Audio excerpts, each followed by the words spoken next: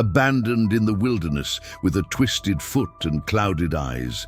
She was expected to die, but instead became a living bridge between worlds. As soldiers aimed their rifles at the Apache who had raised her, 10-year-old Silent Waters stepped between them with the power to prevent a massacre or witness one. Before we continue, don't forget to subscribe to the channel, like the video, and comment where in the world you're watching from.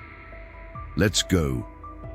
In the shadow of the sacred Mogollon Rim, where the pine forests meet the stark beauty of the Arizona desert, a newborn girl's cries echoed through the canyon, fading into the whisper of wind through the juniper trees. Eleanor Blackwood had been born with a twisted foot and clouded blue eyes that seemed to see beyond this world. Her mother, Sarah, clutched her to her breast as her husband, Thomas, a hardened settler with sun-weathered skin and calloused hands, paced outside their modest cabin. "She won't survive the winter," he muttered, his voice breaking despite his attempt at coldness. "A child like that, she'll bring nothing but sorrow." The year was 1876, a time when the Arizona Territory showed no mercy to the weak. The nearest doctor was 3 days' ride, and the Blackwoods' small homestead barely produced enough to feed themselves. A child with such afflictions was considered a burden too heavy to bear. Sarah's tears fell silently on the infant's forehead. "One night," she whispered. "Give her one night in her mother's arms before we decide." But Thomas had already decided. At dawn, while Sarah slept exhausted from childbirth, he wrapped the infant in a thin blanket and rode to the edge of the Pine Creek, where the Blackwood property met Apache hunting grounds. There, beneath a towering cottonwood tree, he placed his daughter on a bed of soft pine needles. "May God forgive me," he whispered, making the sign of the cross before turning away, unable to look back as the morning mist swallowed the small bundle. For 2 days, the child's weakening cries mingled with the rustling leaves and the babbling creek.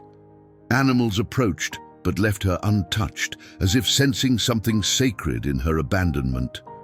On the 3rd day, when her voice had fallen to a whisper barely audible above the wind, Running Wolf heard her.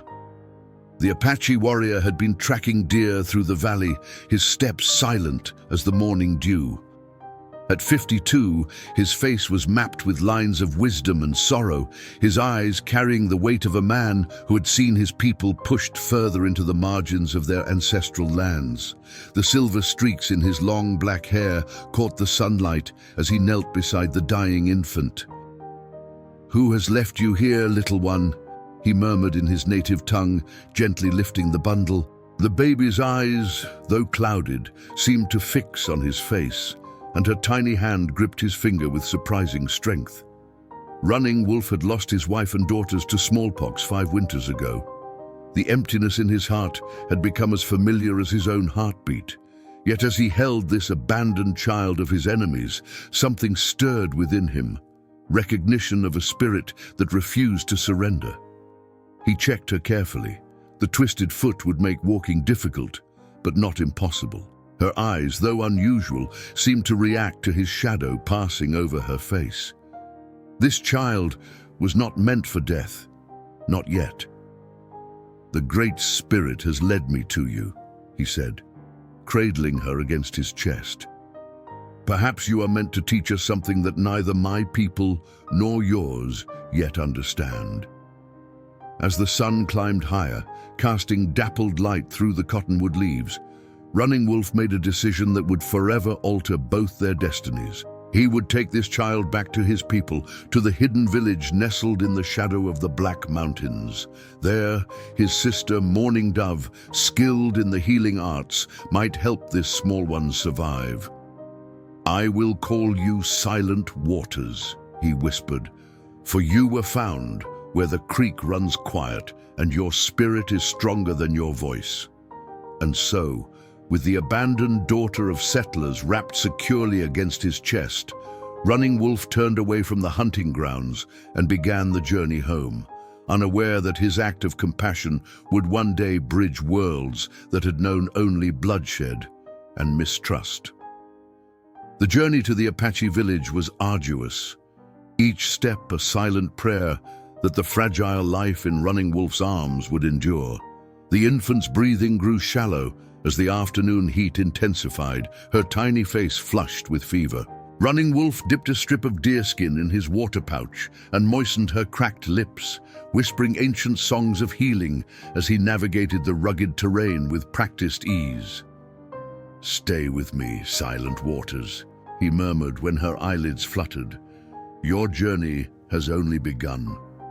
By dusk, the hidden village came into view, a collection of wickiups nestled in a protected valley, smoke from cooking fires rising like grey fingers against the darkening sky. Children playing among the dwellings stopped to stare as Running Wolf approached. Women paused in their work, expressions changing from welcome to confusion as they noticed the bundle in his arms. Blackhawk, the tribe's war chief and Running Wolf's longtime friend, stepped forward, his brow furrowed beneath his graying hair. "What do you bring to our people?" he asked, though the answer was evident in his troubled eyes. "A child abandoned to die," Running Wolf answered, meeting Blackhawk's gaze without wavering. A crowd gathered, whispers spreading like wind through dry grass. Mourning Dove pushed through, her grey-streaked hair hanging in two long braids, her lined face a map of both softness and strength. Without hesitation, she approached her brother, gently folding back the blanket to reveal the infant's face. "A white child," she breathed, looking up at Running Wolf with questioning eyes. "Found at the boundary waters, left to the elements," he explained. "Her foot is twisted, her eyes clouded.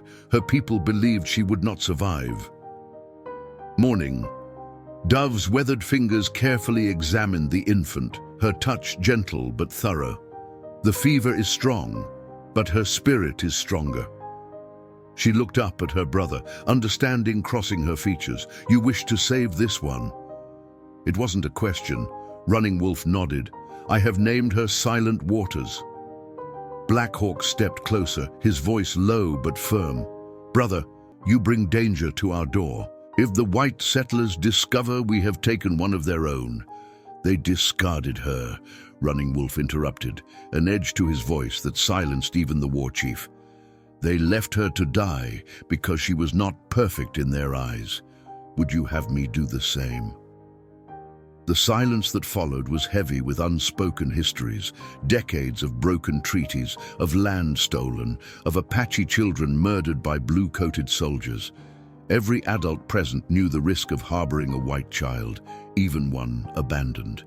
"The child is innocent," Mourning Dove finally said, her quiet voice carrying weight among the gathered tribe. "And Running Wolf has chosen. I will help him care for her."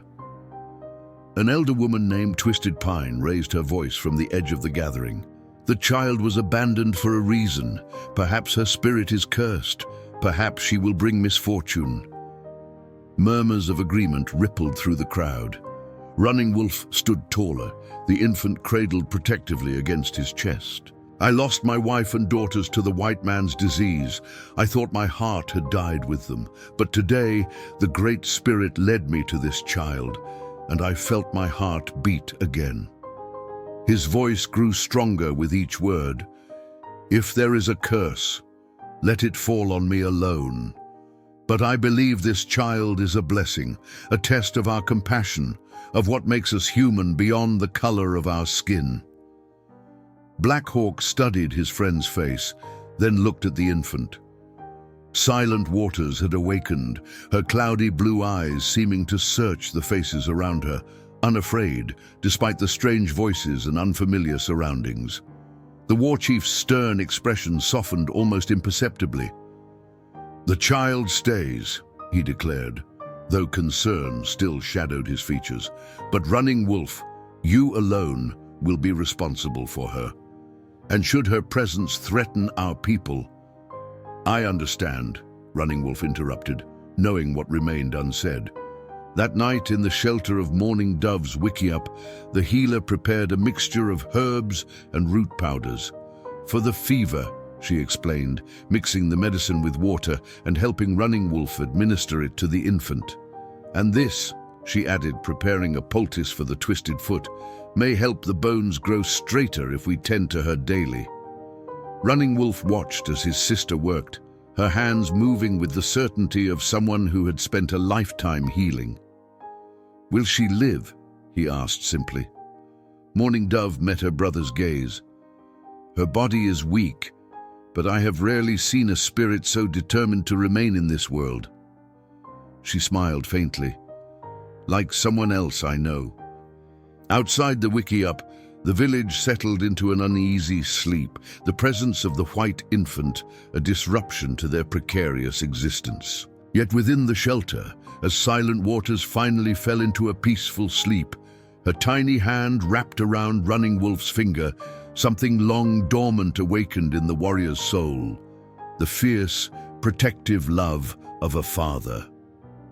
In the Blackwood cabin, miles away, Sarah woke screaming her daughter's name, the emptiness in her arms a physical pain she could not bear. Thomas held her as she sobbed, his own tears falling silently into her hair, the weight of his decision crushing his heart with each passing hour. The seasons turned like the pages of an ancient story, each one writing itself upon Silent Water's small body. The twisted foot gradually responded to Morning Dove's treatments, not straightening entirely, but strengthening enough that by her third summer, the child could walk with only a slight limp. Her clouded eyes never cleared completely, giving her gaze a misty, distant quality that many in the tribe found unsettling, but she learned to navigate her world by other means, by touch, by sound, by the vibrations she felt beneath her feet. Running Wolf fashioned a special moccasin for her weaker foot, with extra padding and support sewn into the leather. He watched with quiet pride as Silent Waters took her first unassisted steps across the packed earth outside their dwelling, her arms outstretched, her face a constellation of determination and joy. "Father, look," she called in Apache, the language she had absorbed as naturally as rainfall soaks into desert soil. "I'm walking like Wind Dancer," naming the fastest runner in the tribe. Running Wolf laughed, a sound that had become more frequent in the years since he'd found her. "Indeed you are, my little one. Soon you will outrun us all." The child had not only survived, but thrived under his care.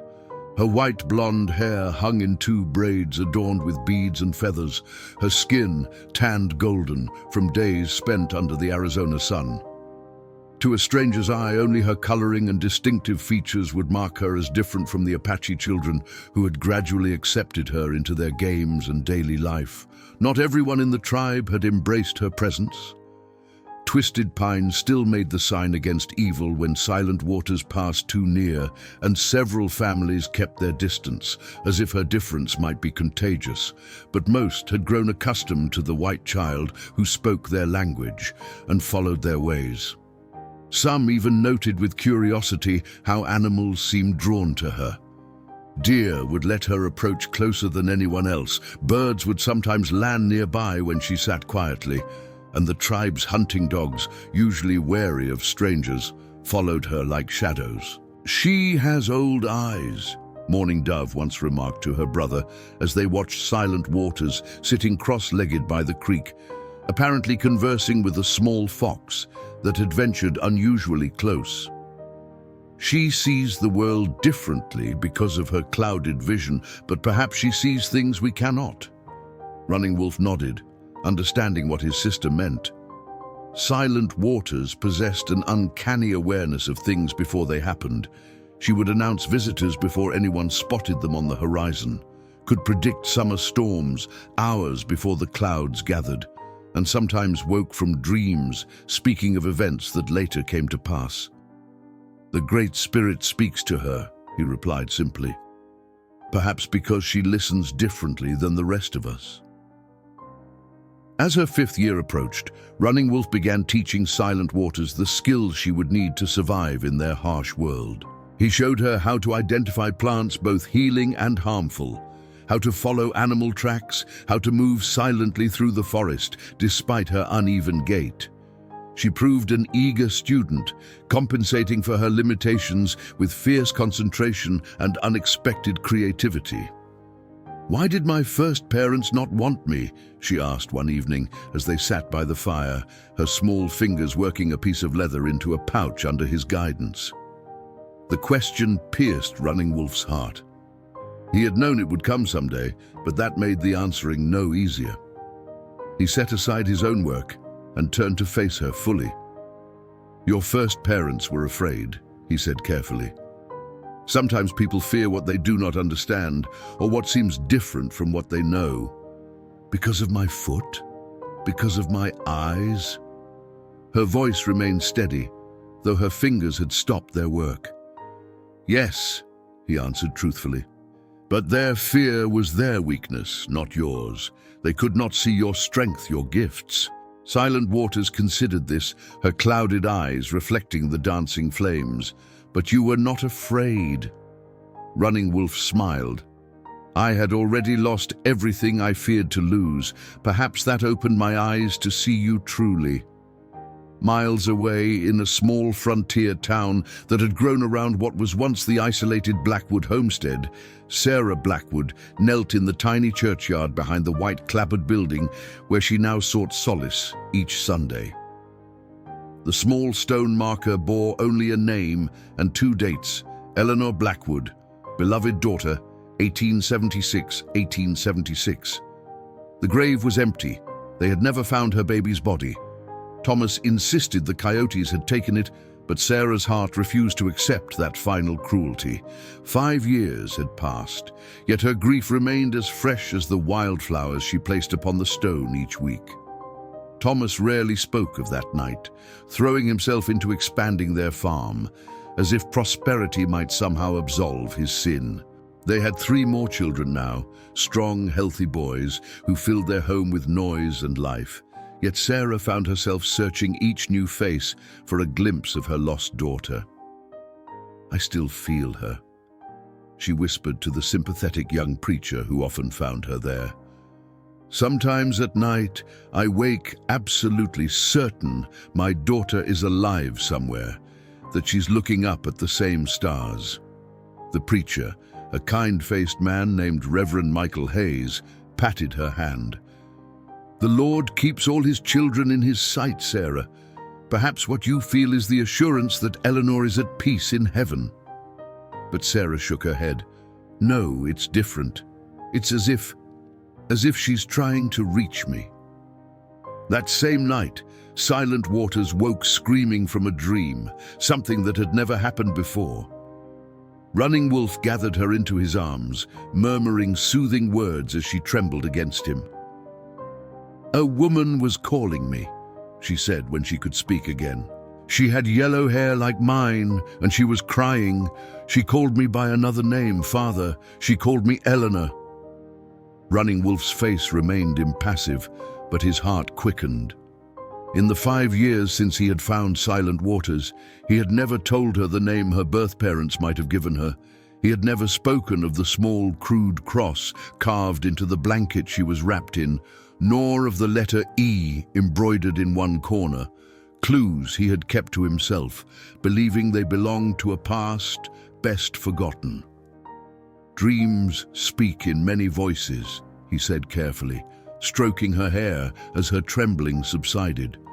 "Sometimes they show us what might have been, or what others wish for us." But Silent Waters shook her head, her expression earnest in the fading firelight. "She was real, Father. She was calling to me, and I wanted to answer her." Morning Dove, who had awakened at the child's cries and now knelt beside them, exchanged a troubled glance with her brother. The connection between mother and child was sacred in Apache tradition, a bond that transcended even death.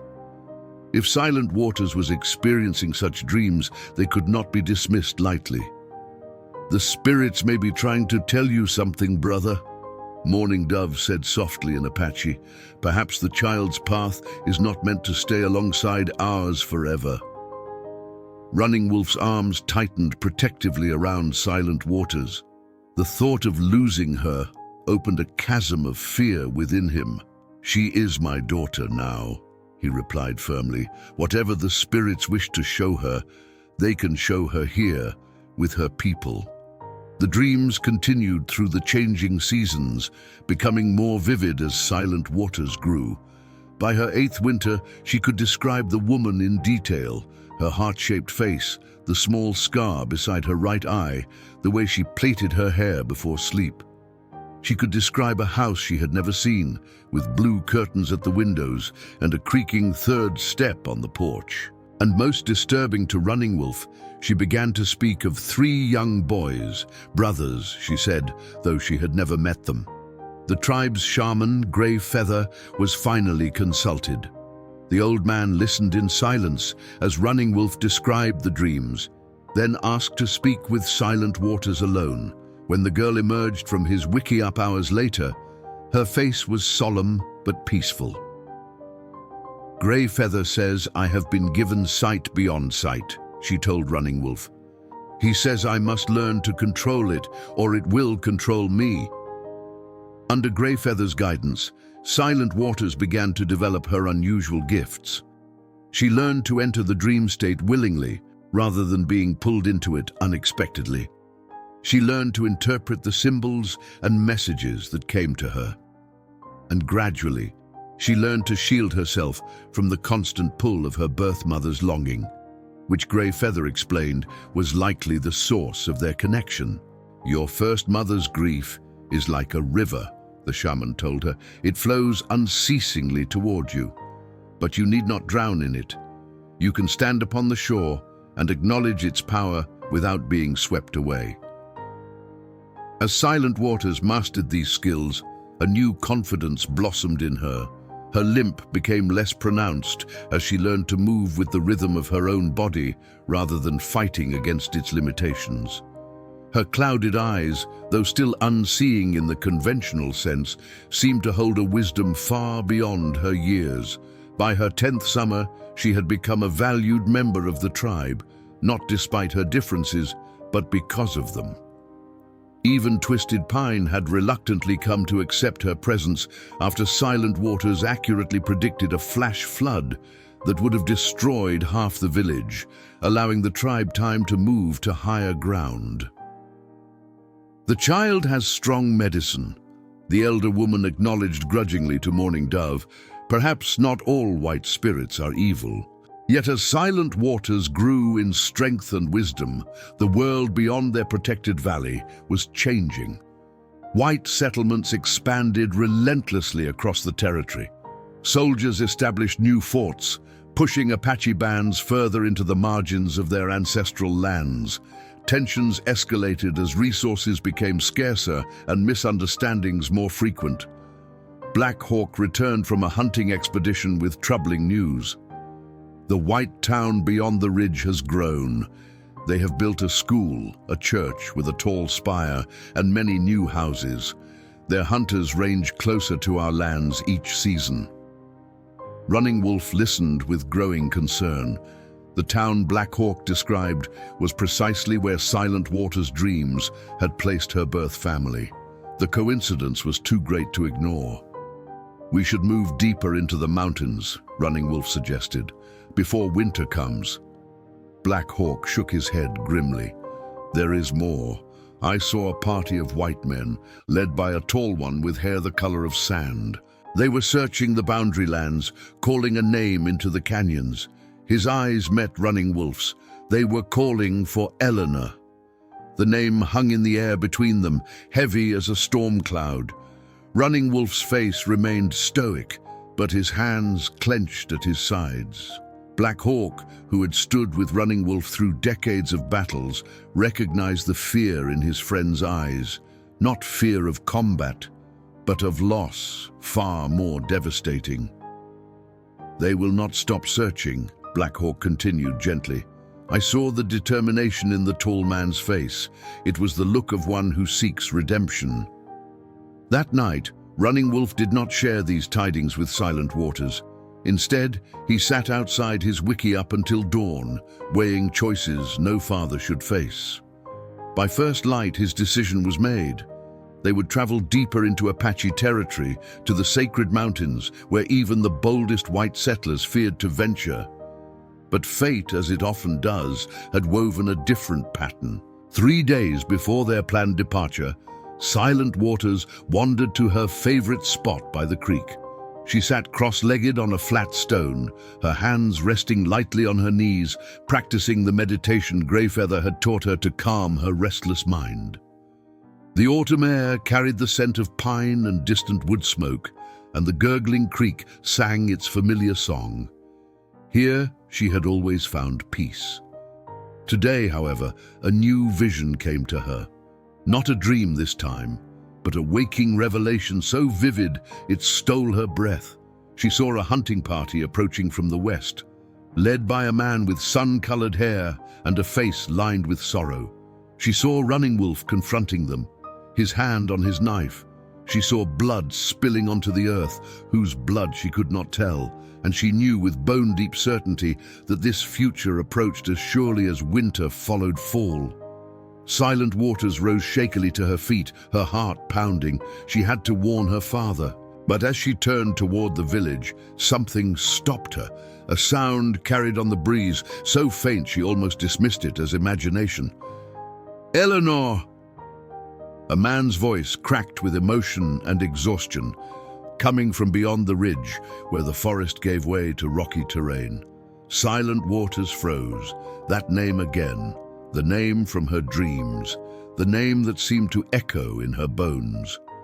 For the first time in her young life, she hesitated between two paths, the one leading back to Running Wolf and the safety of the tribe, and the one leading toward that voice and all the unknowns it represented.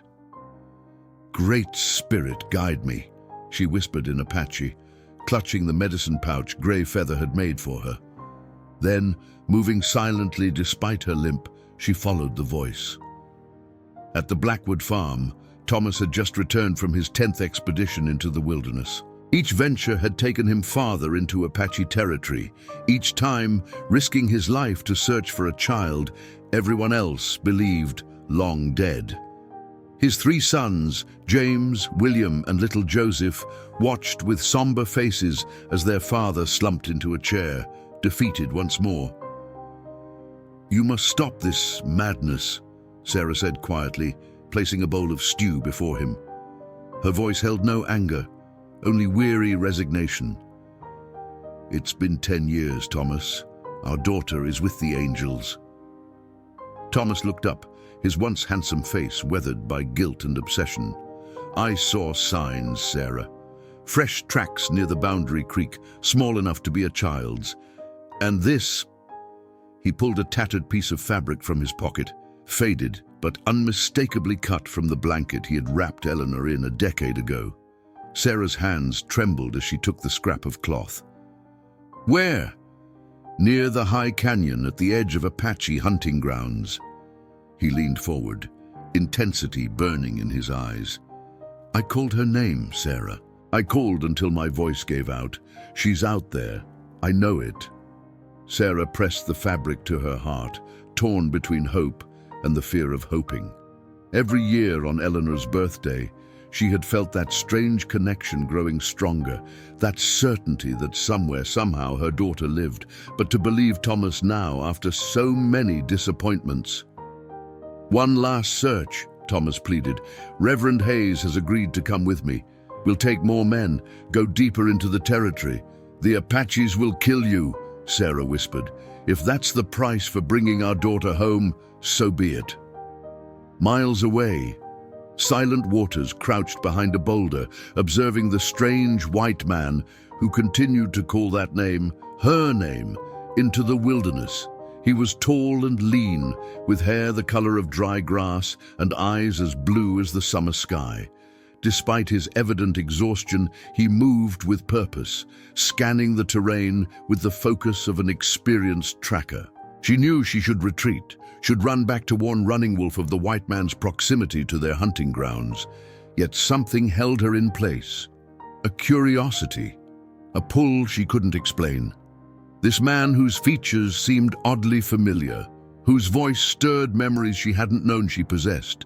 The man stopped suddenly, his head lifting like a deer scenting danger. "Hello?" he called softly. "Is someone there?" Silent Waters remained motionless, scarcely breathing.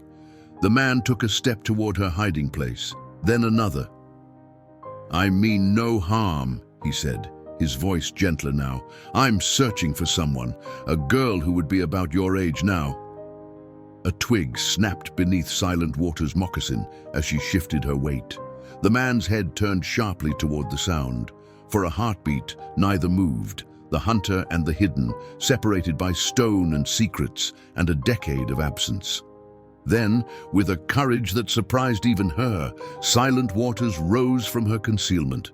She stood tall despite her twisted foot, her blonde braids adorned with beads and feathers, her deerskin dress marking her as clearly Apache, even as her pale skin and clouded blue eyes proclaimed her other heritage. The man staggered as if struck. "Dear God," he whispered, his face draining of color. "Eleanor." Silent Waters felt a strange doubling in her mind, as if two separate lives, two distinct selves, were suddenly forced to occupy the same space. The name resonated within her like a bell, undeniably hers, yet utterly foreign. "My name is Silent Waters," she replied in careful English, a language she understood from Running Wolf's teachings, but rarely spoke. "Who are you?" The man took a halting step forward, tears now streaming openly down his weathered cheeks. "I'm your father," he said, voice breaking. "Your real father." Before Silent Waters could respond, a shadow moved at the edge of the clearing. Running Wolf emerged from the trees like a spirit, his face a mask of controlled fury, his knife gleaming in his hand.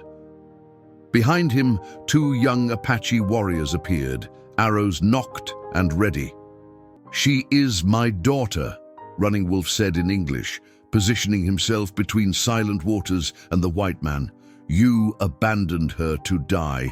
I gave her life." Thomas Blackwood's hand moved to the pistol at his hip, even as his eyes remained fixed on the girl. "Step away from my child," he commanded, though his voice trembled. "I've searched for 10 years. I won't leave without her."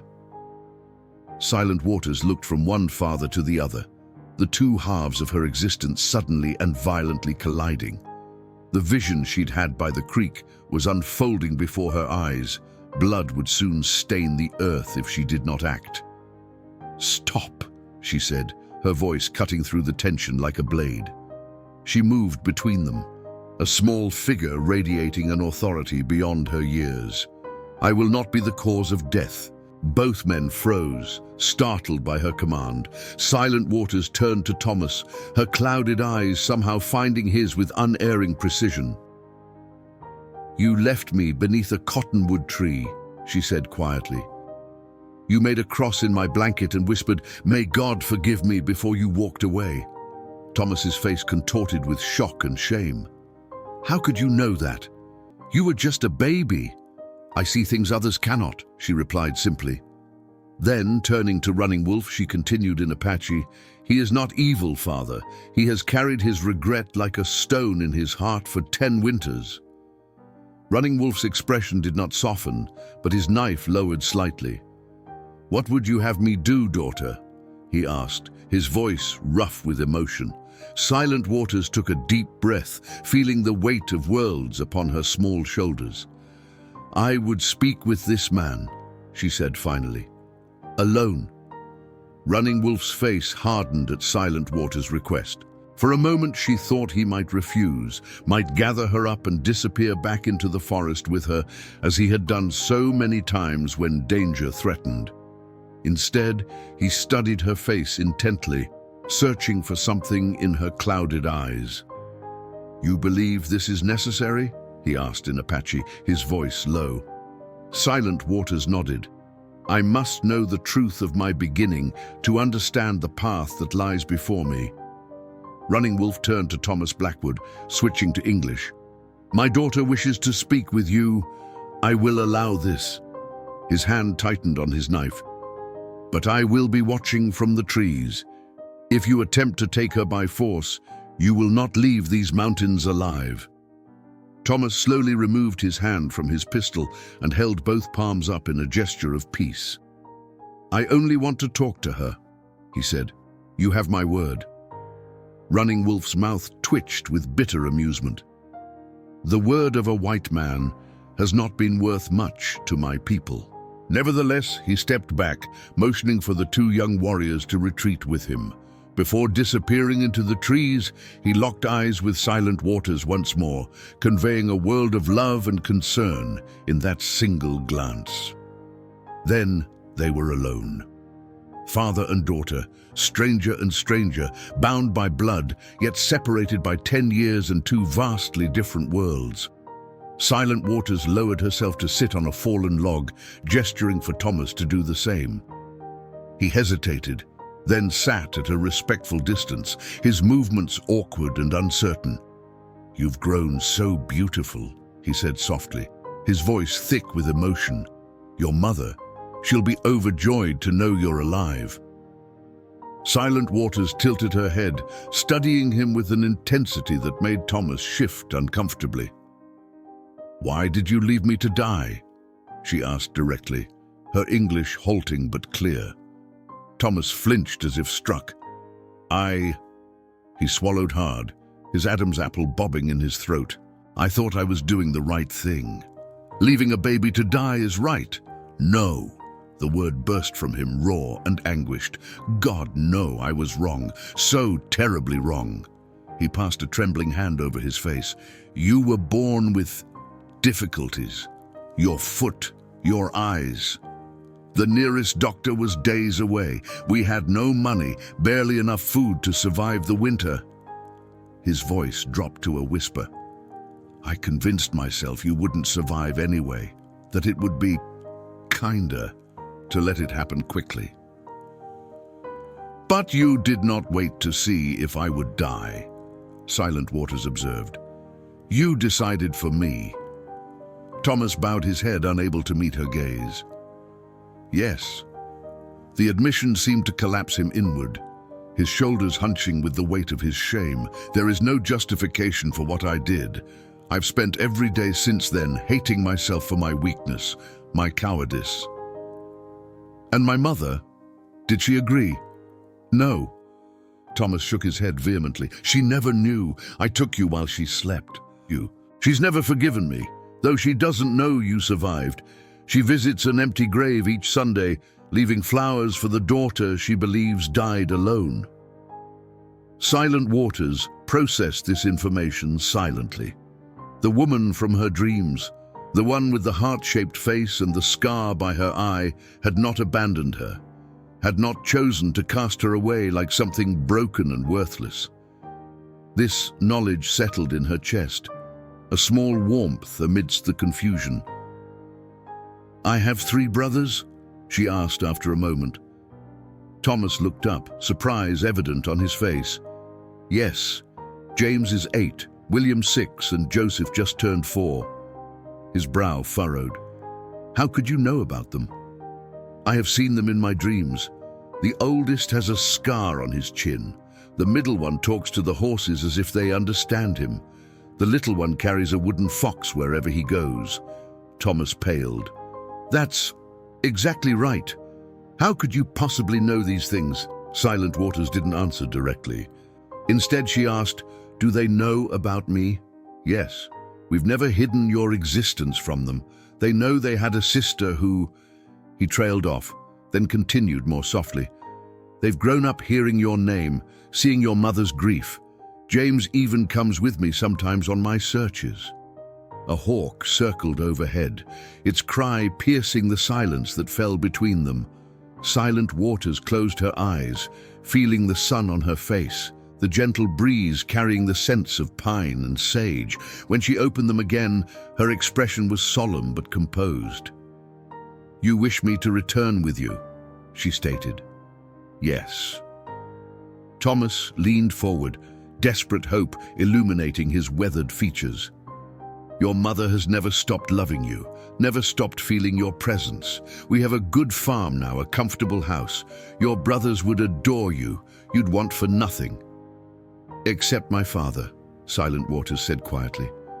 Running Wolf has been my father in all ways that matter. He saved me when you left me to die.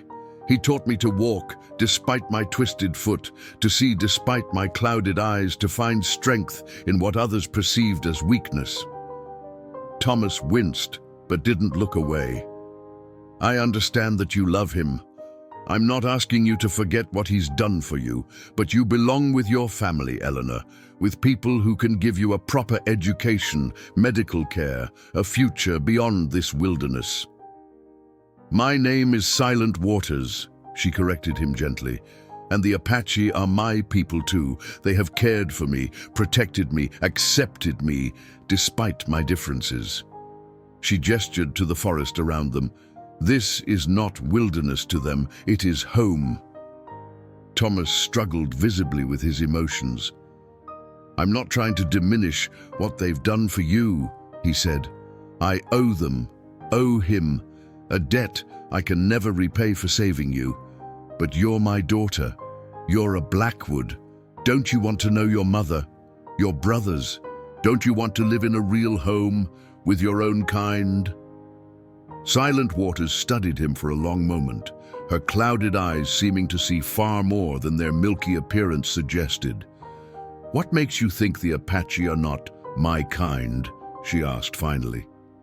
Because of the color of my skin, the shape of my eyes? I have lived among them for 10 winters. I speak their language, follow their ways, believe in their gods alongside yours. But you're white, Thomas insisted, confusion evident in his voice. You're Christian. You were baptized before you were even a day old. Silent Waters shook her head slowly. I am both, and neither. I stand between worlds, like the twilight between day and night. She touched her twisted foot. This, my white parents saw as a curse, a reason to abandon me. My Apache father saw it as simply one part of who I am, neither defining me nor diminishing me. From the trees, Running Wolf watched in silence, his heart swelling with pride at his daughter's wisdom, even as fear clutched at him. She spoke with a maturity far beyond her years, her words weaving between two languages with the grace of a bird in flight. Yet he could see the pull this white man exerted upon her, the undeniable tug of blood and birth, and a mother's unending love. For the first time since finding her beneath the cottonwood tree, Running Wolf faced the possibility that Silent Waters' path might lead away from him, back to the world of those who had once discarded her. The thought was like a knife between his ribs, twisting deeper with each breath. But he remained motionless, honoring his daughter's right to choose her own destiny, even if that choice would shatter his heart. As the sun began its descent toward the horizon, casting long shadows through the pines, Silent Waters rose from the fallen log.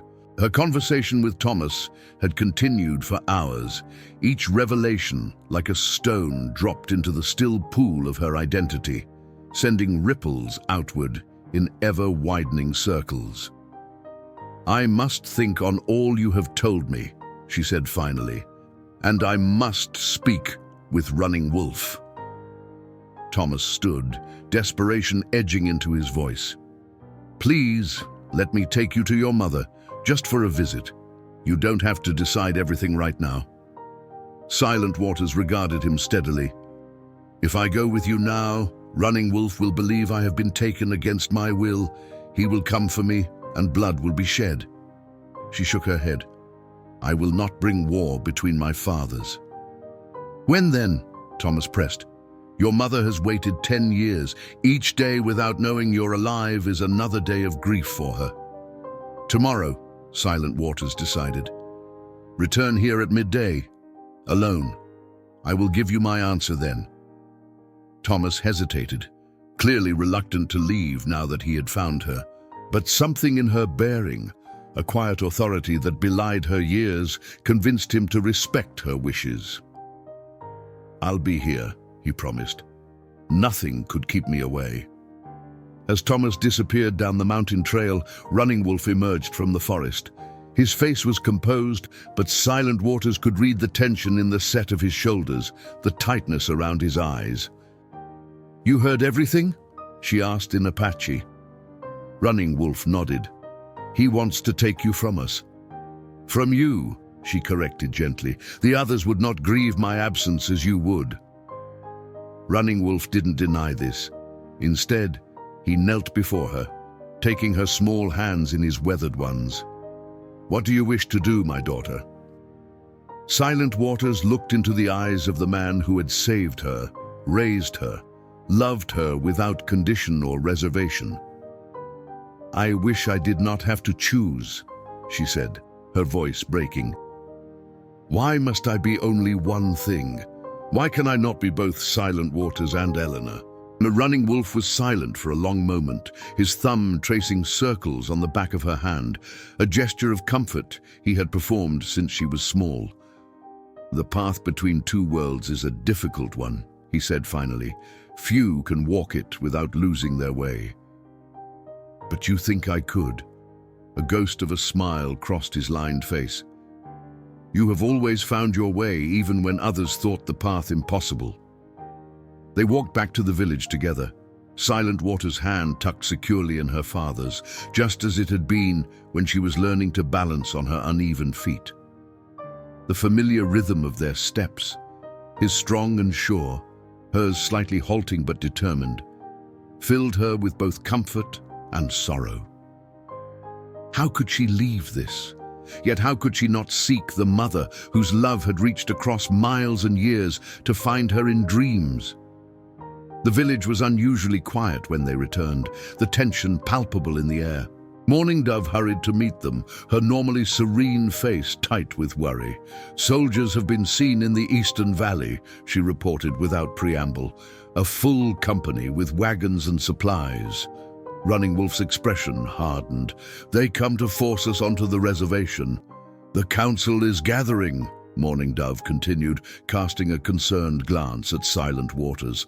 "Blackhawk believes we should break camp tonight and head deeper into the mountains." Silent Waters felt her world tilting beneath her feet. If the tribe fled now, she would have no chance to meet Thomas again, no opportunity to resolve the questions tearing at her heart. Yet she understood all too well the danger the soldiers represented to her people. The stories of other tribes, rounded up like cattle, marched to barren lands far from their ancestral homes, left to starve on government rations that never came. These tales had been told around Apache fires for years. "This is my fault," she whispered. "The white man, Thomas, he must have been followed." Running Wolf shook his head firmly. "No, daughter.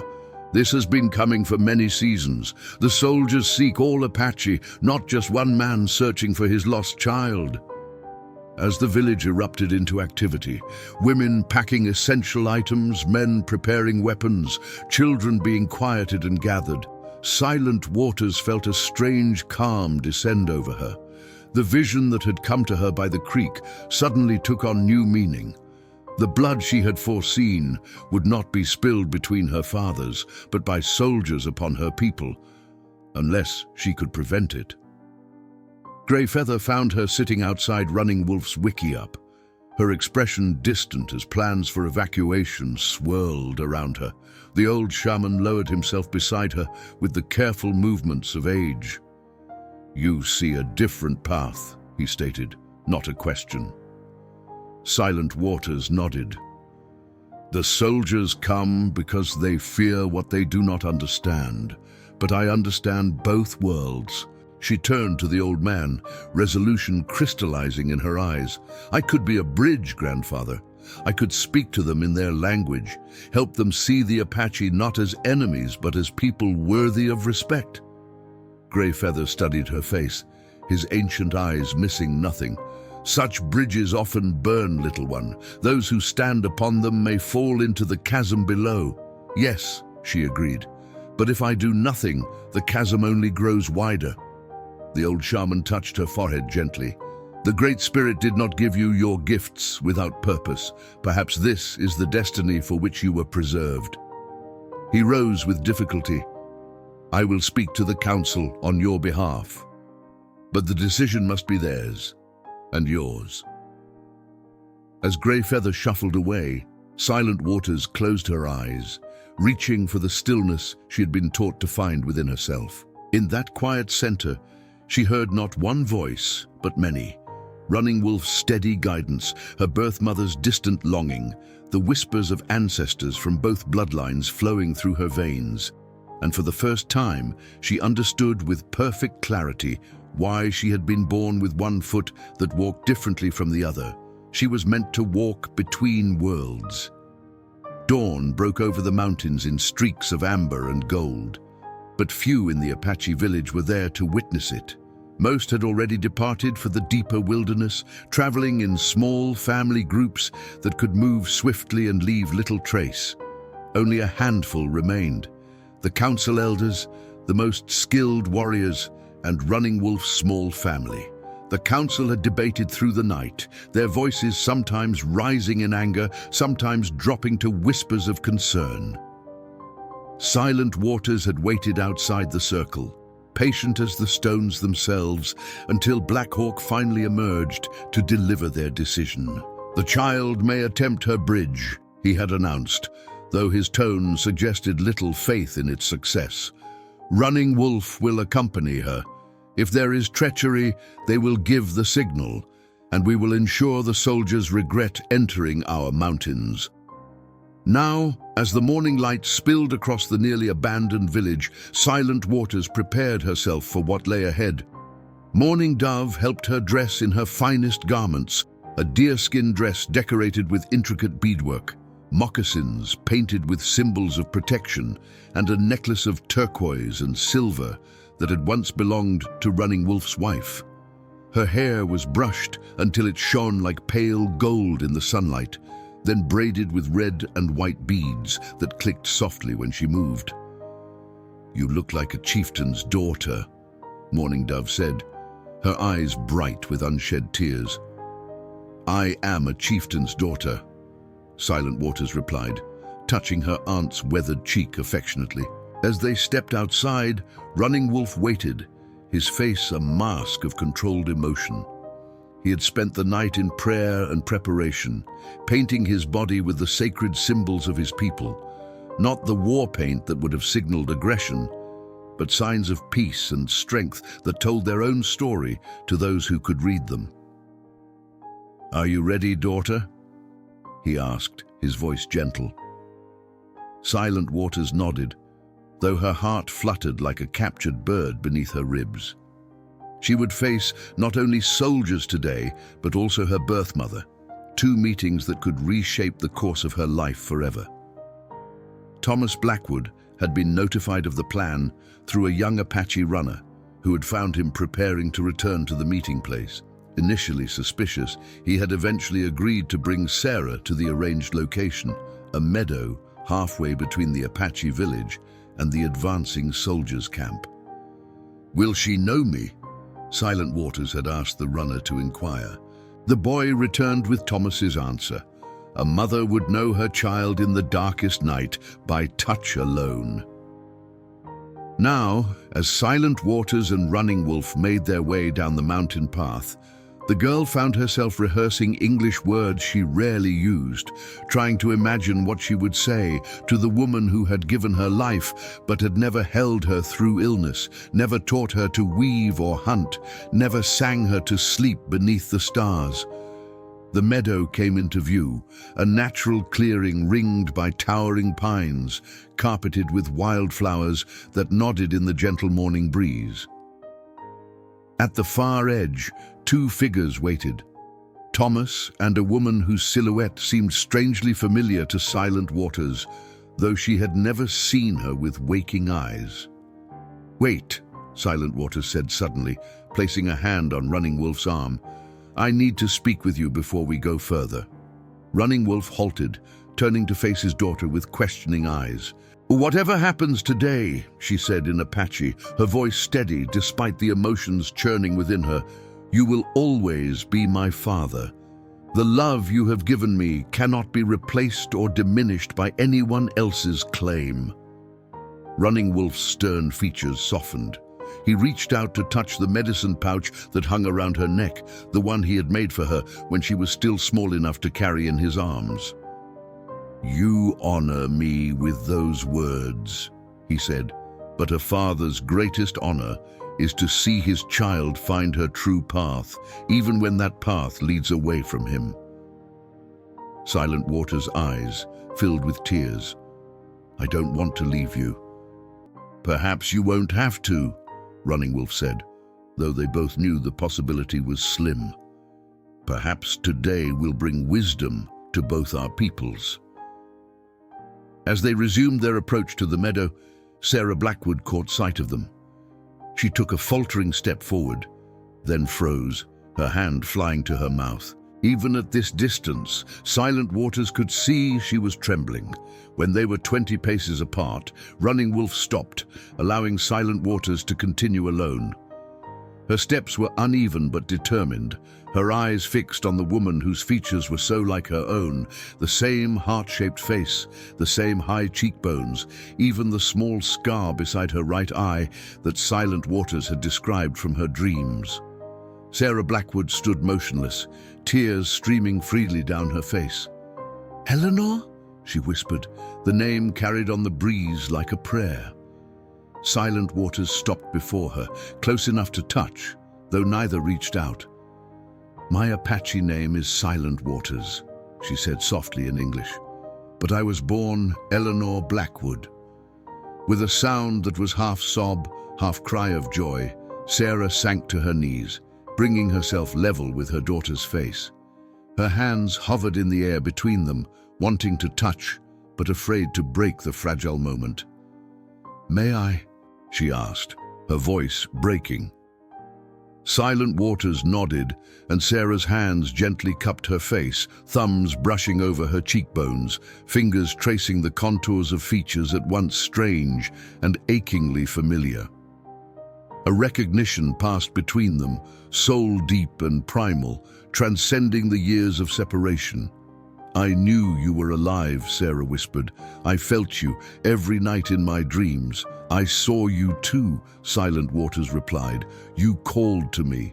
Sarah pulled her daughter into an embrace then, holding her as if she might vanish at any moment. Silent Waters allowed herself to be held, awkward at first, then gradually relaxing into the unfamiliar yet somehow known sensation of her birth mother's arms around her. Thomas stood nearby, watching with a mixture of joy and trepidation, while Running Wolf remained at a distance, his face impassive though his eyes missed nothing. The family reunion was interrupted by the distant sound of horses and men, the soldiers approaching from the east, right on schedule. Silent Waters gently disentangled herself from her mother's embrace, straightening to her full height.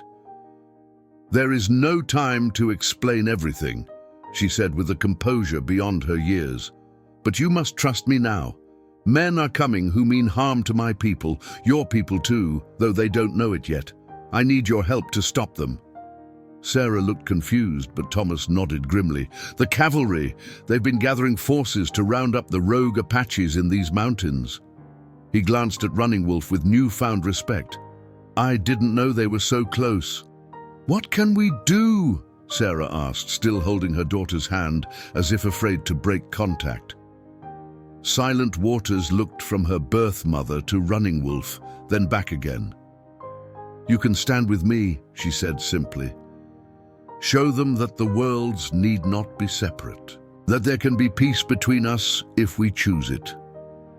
As the soldiers crested the hill at the eastern edge of the meadow, 30 men on horseback led by a stern-faced captain, Silent Waters stepped forward, her slight figure silhouetted against the morning sun.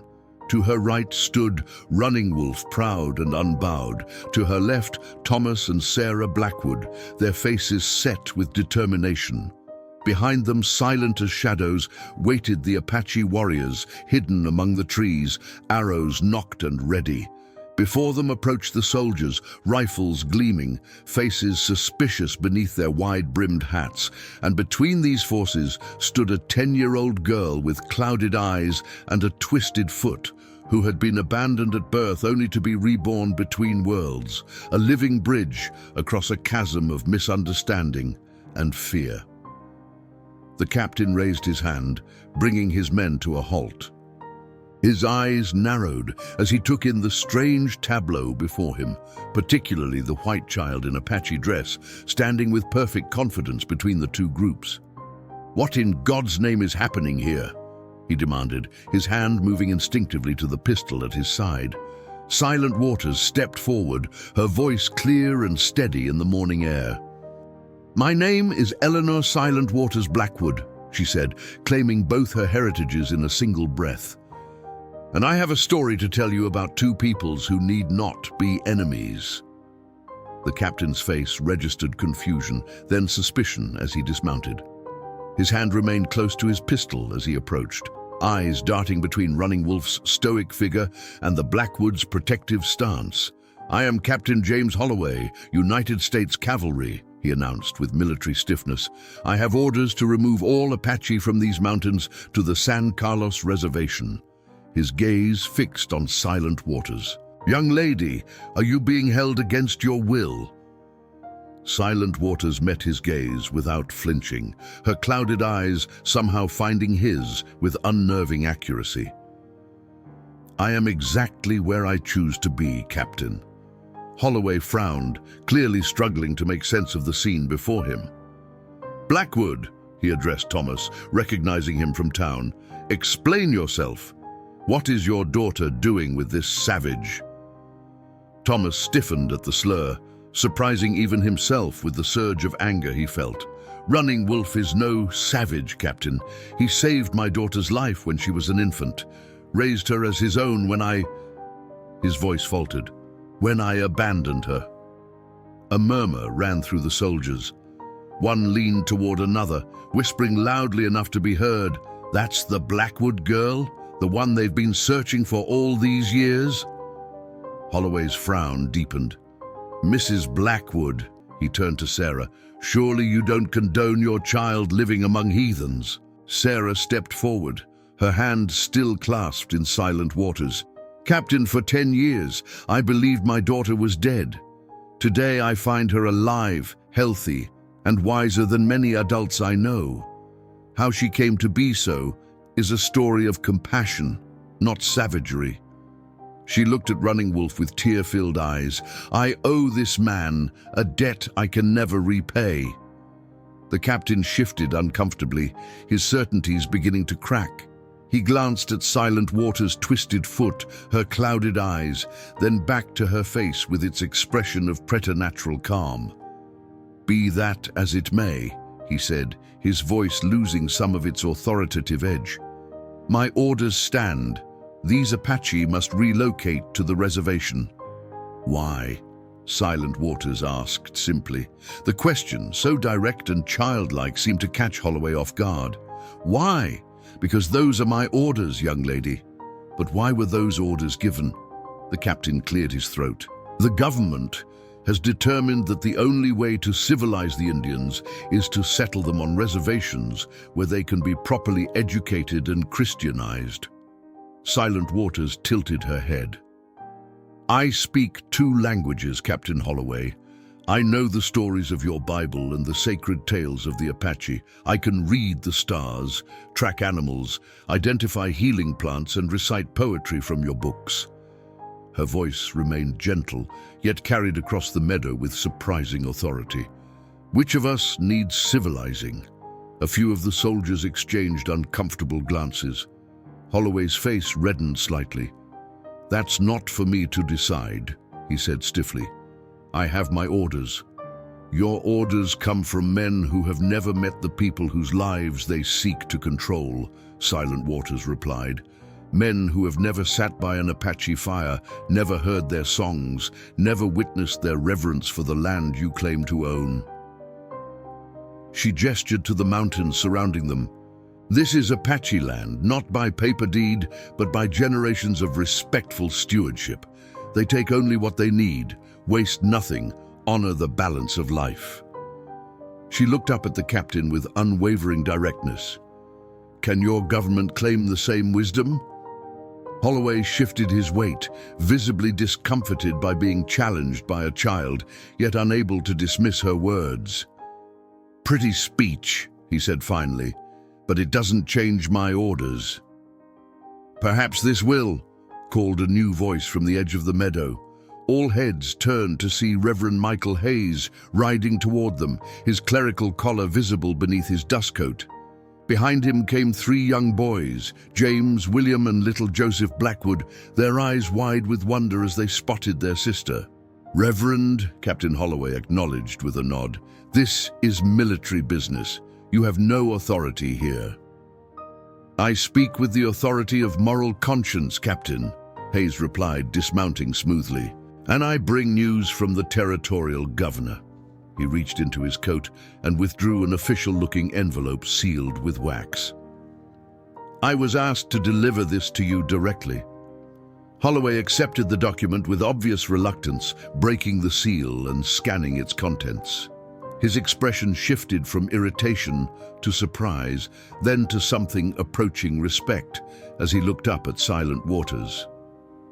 It seems, he said slowly, that the governor has been persuaded to consider an alternative approach with this particular Apache band. He folded the paper carefully, a trial period of peaceful coexistence with certain conditions. Silent Waters felt a wave of relief wash through her, though she maintained her composed exterior. What conditions? She asked. The Apache must remain within designated boundaries, Holloway read, regular meetings with government representatives, and, he paused, looking up, the continued involvement of Eleanor Blackwood as cultural intermediary. Running Wolf stepped forward for the first time, his deep voice calm but firm. We accept these terms with one addition.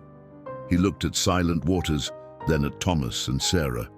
The child will divide her time between both families, learning the ways of both peoples, belonging fully to both worlds. The meadow fell silent as all eyes turned to Silent Waters. The weight of expectation, from Running Wolf's people hidden in the forest, from the Blackwoods with their hopeful faces, from the soldiers waiting for resolution, pressed upon her slender shoulders. But Silent Waters had carried heavy burdens before.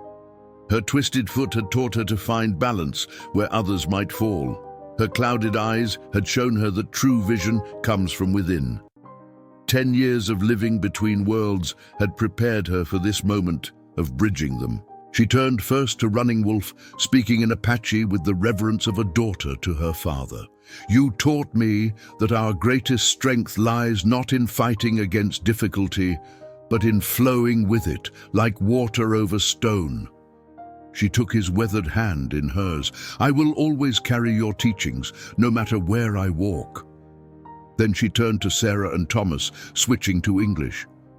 And you gave me life, a gift I now understand the value of. She reached for her mother's hand, completing the circle. I would know the family that has lived in my dreams all these years.